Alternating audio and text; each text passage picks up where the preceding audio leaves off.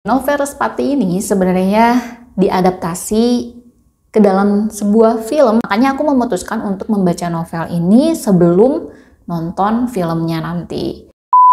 Sebelum kita masuk ke videonya, aku mau klarifikasi dulu bahwa video ini tuh emang udah agak lama aku bikin, terus baru aku post sekarang. Dan entah dari mana itu kehaluan yang bilang bahwa judul filmnya adalah Sang Penjelajah Mimpi, padahal judul film awalnya itu adalah Mimpi Pencabut Nyawa, terus diganti jadi Malam Pencabut Nyawa. Dan Malam Pencabut Nyawa ini tuh udah judul yang emang udah fix gitu, judul fixnya adalah Malam Pencabut Nyawa gitu. Jadi sorry banget kalau misalkan sepanjang video akan terjadi kesalahan kata. Mumpung masih ada waktu 15 menit lagi, jadi aku akan lanjutkan video review hari ini. Dan selanjutnya, aku akan nge-review novel Respati karya Ragil. Ini dia novelnya. Ini. Oke, jadi gini, novel Respati ini sebenarnya diadaptasi ke dalam sebuah film yang judulnya Sang Penjelajah Mimpi. Filmnya ini akan tayang di 2024, cuman entah kapan persisnya, tapi di akun resminya itu trailernya udah ada dan akan coming soon di 2024 katanya gitu. Makanya aku memutuskan untuk membaca novel ini sebelum nonton filmnya nanti. Mari kita langsung ke sinopsisnya. Jadi Respati ini adalah seorang siswa SMA yang memiliki kemampuan unik, yaitu menjelajah mimpi. Dia bisa mengetahui mimpi teman-temannya dengan dua cara. Yang pertama, melalui slideshow singkat yang ada di atas kepala orang yang sedang tertidur. Jadi tiba-tiba si Respati ini bisa ngeliat slideshow gitu. Kalau misalkan ada orang atau ada temennya yang lagi tertidur di kelas. Yang kedua, melalui kontak fisik dengan sang pemimpi, sehingga Respati bisa mengetahui keseluruhan dari mimpi orang tersebut. Jadi Respati ini kalau misalkan dia megang pundak, megang tangan, pokoknya ada sentuhan fisik aja, si Respati bisa langsung masuk ke mimpinya dan ngelihat keseluruhan dari si mimpinya. Cuman nih, saat sedang asyik menjelajah mimpi, Respati malah melihat mimpi buruk temannya tentang mayat terbalik dan bertemu dengan entitas mencurigakan bertudung hitam. Nah, kebetulan mayat terbalik ini tuh sesuai nih dengan fenomena kriminal yang sedang, bukan fenomena ya, dengan aktivitas kriminal yang sedang terjadi di Yogyakarta pada saat itu, yaitu penemuan mayat yang terbalik. Bisa dikatakan bunuh diri juga agak aneh gitu kalau bunuh dirinya dengan menggantung secara terbalik. Gantung secara terbalik itu ketika kaki digantung di atas, kepalanya di bawah gitu kan. Nah, sejak saat itu Respati ini justru dihadapkan dengan peristiwa-peristiwa yang mengancam nyawanya sendiri dan nyawa-nyawa orang terdekatnya. Kebetulan nih ada hal aneh lagi ketika Respati ini mencoba iseng untuk masuk ke dalam mimpinya Wulan. Ternyata mimpinya Wulan gak bisa ditembus nih. Tapi justru karena itulah, karena rasa penasaran Respati, kenapa nih Wulan nih gak bisa aku tembus nih mimpinya. Dari situlah Respati malah tahu bahwa kemampuan yang dia miliki adalah kemampuan seorang penjelajah mimpi. Dan dia juga dari situ tahu bahwa dia itu adalah seorang Round. Oke, sekarang kita ke review novel Respati Sang Penjelajah Mimpi. Buat aku ya, cerita tentang penjelajah mimpi ini sebenarnya cukup baru ya, karena novel-novel sebelumnya biasanya mentok di lucid dream dan astral projection. Novel ini punya ide cerita baru di mana penjelajah mimpi dinamakan Round dan dikategorikan ke dalam 3 jenis dengan tingkatan ilmu tertinggi bernama Morpheus. Tapi ya setelah aku cari tahu Morpheus, kan kayaknya aku nggak asing nih.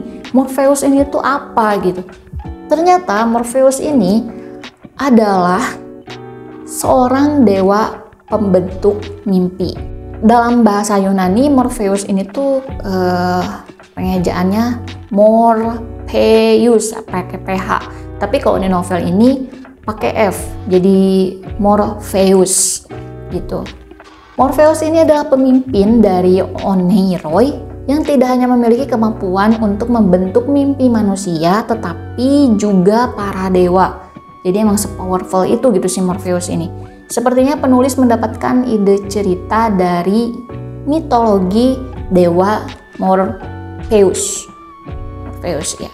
Kalau misalnya kalian pernah nonton The Sandman, kalau nggak salah Sandman itu juga ada Morpheus. Morpheus itu adalah dewa mimpi. Dan nih, kalau misalkan kita hubungkan dengan cerita dari si novel ini, kan tadi aku ngomongin fun fact-nya ya, bukan dari pengertian si Morpheus itu tadi gitu. Fun fact yang aku temukan di Google tentang Morpheus. Sementara Morpheus yang ada di novel ini, dia juga bisa mengendalikan mimpi, tapi nggak hanya itu, tapi juga menanamkan sugesti kepada sang pemimpi. Dalam praktik negatifnya, sang pemimpi bisa terganggu secara mental gitu. Ya sebenarnya kekuatannya sama-sama ya, jadi masuk ke dalam mimpi, mengendalikan mimpi dan membentuk mimpi gitu. Ya Morpheus, seorang dewa mimpi. Oke, kita lanjut. Jadi novel ini tuh tebelnya kalau nggak salah sekitar 250-an halaman. Dan aku menghabiskan novel ini tuh hanya dalam 3 hari, termasuk cepet banget. Dan saking serunya cerita ini, aku tuh walaupun udah ngantuk tuh kayak maksain baca gitu karena penasaran.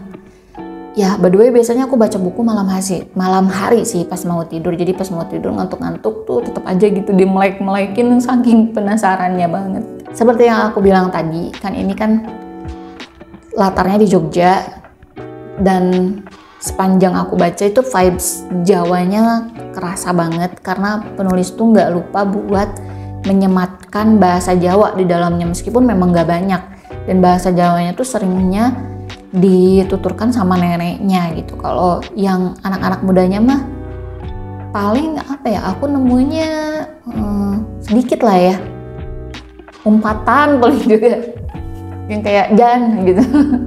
Jadi ya sebenarnya terasa gitu kalau keluarga Respati ini memang keluarga Jawa modern. Nah, kisah misterius tentang mayat terbalik sebenarnya membuat aku yang merinding sih. Kayak kebayang gak sih mayat dibalikin gitu dan dibilang bunuh diri itu kayaknya nggak masuk di akal juga. Tapi justru di situ yang bikin penasarannya dan aku dibikin menebak-nebak gitu. Sebenarnya siapa sih dalam dibalik itu semua?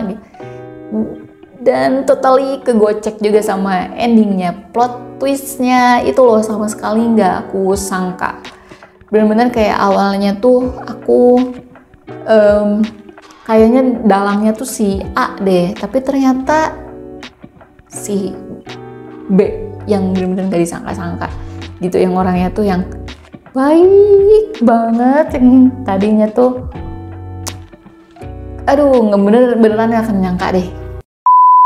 Oke, kesimpulannya nih, menurut aku novel ini sangat worth untuk dibaca berkat ide ceritanya yang unik. Cerita fantasi tentang orang-orang yang dinamakan Round, misteri mayat terbalik, dan teror mempertaruhkan nyawa dari orang bertudung hitam membuat novel ini sangat asyik buat dibaca. Dan aku rekomendasikan novel ini buat kamu yang suka novel fantasi berbalut misteri dengan sedikit bumbu horor. Nah, sedikit informasi untuk filmnya nanti, katanya film adaptasi novel Respati ini mengusung tema horor. Jadi aku sendiri pun kayak masih penasaran gitu akan seperti apa sih adaptasi filmnya. Nah, jadi itu saja review novel Respati kali ini. Terima kasih dan sampai jumpa di review selanjutnya. Bye-bye.